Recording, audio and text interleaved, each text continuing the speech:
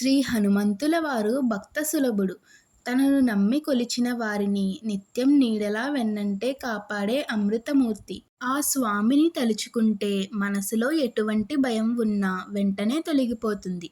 మనస్సు అనేక రకాల సమస్యలతో సతమతమవుతున్నప్పుడు శ్రీ హనుమంతుల వారిని ఒక్కసారి మనసులో స్మరిస్తే చాలు, వెంటనే మనసంతా ఎంతో తేలికపడుతుంది. మహాబలవంతుడు, అహంకార రహితుడు, అనురాగశీలుడు అయిన ఆంజనేయ స్వామిని నిరంతరం మనసులో నింపుకునే వారికి వారు తలపెట్టే అన్ని కార్యములందు విజయం సిద్ధిస్తుంది. ఇప్పుడు ఆంజనేయ స్వామి వారి మహత్యాన్ని తెలిపే ఒక చిన్న కథ చూద్దాం. పూర్వకాలంలో వెంకటాపురం అనే గ్రామంలో రామశర్మ అనే పేద బ్రాహ్మణుడు నివసించేవాడు.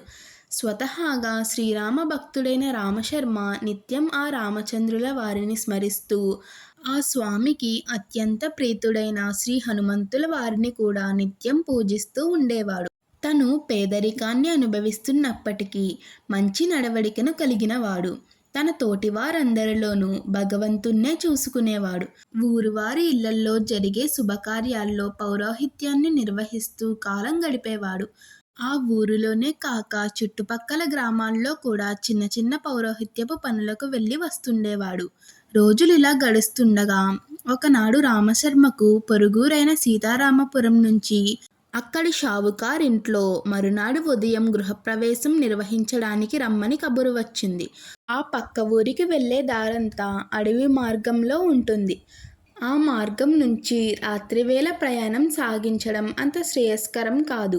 అడవిలో రాత్రివేళ క్రూర మృగాల వల్ల భయం ఎక్కువగా ఉంటుందని, అందుకని రామశర్మ ఈరోజు మధ్యాహ్నమే బయలుదేరి సాయంత్రానికి సీతారామపురం చేరుకోవాలని నిర్ణయించుకున్నాడు. సాయంత్రానికి ఆ ఊరు చేరితే తెల్లవారుజామున గృహప్రవేశం కార్యక్రమం పూర్తి చేసుకుని తిరిగి సాయంత్రం వేళకు ఇంటికి చేరుకోవచ్చని తలిచాడు. మధ్యాహ్నం 1 కల్లా భోజనం చేసి ఇక బయలుదేరడానికి సిద్ధమవుతుండగా వెంకటాపురం జమీందారు నుంచి రామశర్మకు ఏదో ముహూర్త విషయమై మాట్లాడాలని కబురు వచ్చింది.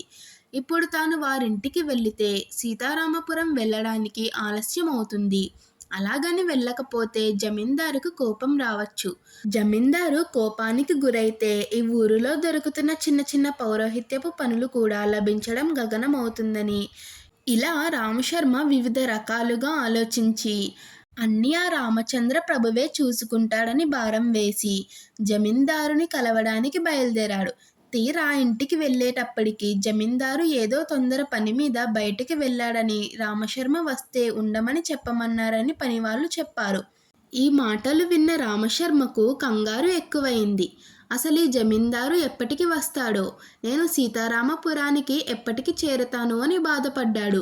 సాయంత్రం 4 గంటలకు జమీందారు ఇంటికి చేరాడు. వచ్చిన తర్వాత కూడా ఇంటిలోనికి వెళ్ళి 1 గంటకు బయటికి వచ్చాడు. రామశర్మతో ఇలా చెప్పాడు: తన కుమార్తెకు వివాహం చేయాలని తలిచానని, ఒక్కసారి జాతక పరిశీలన చేయవలసిందని అన్నాడు.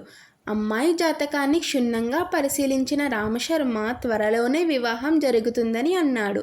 ఇదంతా అయ్యేటప్పటికి సాయంత్రం అయింది. రామశర్మ జమీందారు వద్ద సెలవు తీసుకుని ఉరుకులు పరుగుల మీద ఇంటికి చేరాడు. అప్పుడు భార్య రామశర్మతో ఇంక చీకటి వేళ అయ్యింది, ఇక ఇప్పుడు సీతారామపురం ఏమి వెళ్తారు అని అన్నది. కానీ రామశర్మకు ఆ వచ్చే 4 రూపాయలు పోగొట్టుకోవడానికి ఇష్టం లేక తాను తప్పక వెళ్తానని, అన్నింటికీ ఆ రామచంద్రుడే ఉన్నాడని భార్యతో చెప్పి బయలుదేరాడు. ఇక చేసేది లేక భార్య రామశర్మకు ఎన్నో జాగ్రత్తలు చెప్పి పంపించింది. రామశర్మ శ్రీరామచంద్రుణ్ణి తలుస్తూ భుజాన సంచిలో గృహప్రవేశానికి కావలసిన సామాన్లు సర్దుకుని అలా బయలుదేరిన కొంతసేపటికి అడవి దారిలోకి ప్రవేశించాడు. అంతా చీకటిగా ఉంది. త్రోవ కూడా సరిగ్గా కనిపించటం లేదు. ఎక్కడో గుడ్లగూబ భయంకరంగా అరిచింది. రామశర్మకు కొద్దిగా భయం పట్టుకుంది. అప్పుడు వెంటనే శ్రీ హనుమంతుల వారిని మదిలో తలుచుకోవడం మొదలుపెట్టాడు. ఎటువంటి ఆపదలోనైనా ఆదుకునే స్వామి ఆంజనేయుడు. ఆ స్వామి నామాన్నే గట్టిగా ఉచ్చరిస్తూ నడవసాగాడు. కంటికి కొంచెం దూరంలో ఒక నాగుపాము త్రోవకు అడ్డంగా పడగ విప్పి బుస కొడుతుంది. రామశర్మ ఉన్న చోటనే నిలుచుని ఆ హనుమంతుల వారిని స్తుతిస్తూ ఆ పాముకు నమస్కరించాడు. అంతే ఆ పాము నెమ్మదిగా పడగ దించి పక్కన ఉన్న పొదల్లోకి వెళ్ళిపోయింది. రామశర్మ తిరిగి తన నడకను ప్రారంభించాడు. మరొక్క 10 నిమిషాలకు ఒక్కసారిగా ఎక్కడ్నించో ఒక చిరుతపులి గట్టిగా గాండ్రిస్తూ రామశర్మ ముందుకు దూకింది. హఠాత్తుగా జరిగిన ఈ పరిణామాన్ని చూసి రామశర్మకి ఎంతో భయం కలిగింది. ఆ చిరుతపులి తన వంకే చూస్తూ ఏ క్షణంలోనైనా మీదకు దూకడానికి సిద్ధంగా ఉంది. ఆ చిరుతపులిని చూసేటప్పటికి రామశర్మకు తన ప్రాణాలపైన ఆశ పోయింది. అప్పుడు వెంటనే శ్రీ హనుమంతుల వారిని ఇలా ప్రార్థించాడు. ఓ ఆంజనేయ, ఓ పవనపుత్ర, శ్రీరామదూత, లంకలో అనేక రాక్షసులను సంహరించిన వాడవు, ఆ సీతమ్మ తల్లి జాడను కనుక్కున్న వాడవు, నన్ను ఈ ఆపద నుంచి రక్షించు తండ్రి అని ప్రార్థించాడు. రామశర్మ విన్నపాలు విన్న భక్తవత్సలుడైన హనుమంతుల వారు కరుణించారు. అంతే ఒక్క క్షణంలో పక్క చెట్టుపై నుంచి పెద్దగా అరుస్తూ ఒక వానరం భయంకరమైన శబ్దం చేస్తూ ఆ చిరుతపులి పైకి దూకింది. ఒక్కసారిగా జరిగిన ఈ పరిణామానికి చిరుతపులి బెదిరి ఆ వానరం మీదకు దూకింది. ఎంతో తేజస్సుతో మెరిసిపోతున్న ఆ వానరం సామాన్య వానరంలా లేదు. అత్యంత భీకరంగా అరుస్తూ చిరుత వీపుపై తన పదునైన గోళ్లతో రక్కసాగింది. ఇక తట్టుకోలేక చిరుత ఆ వానరాన్ని తప్పించుకోవడానికి అడవిలోకి పరిగెత్తి పారిపోయింది. ఇది జరిగిన వెంటనే ఆ దివ్య వానరం కూడా పక్కనే ఉన్న చెట్టుపైకి దూకి ఒక్క మెరుపు మెరుస్తూ అదృశ్యమైంది.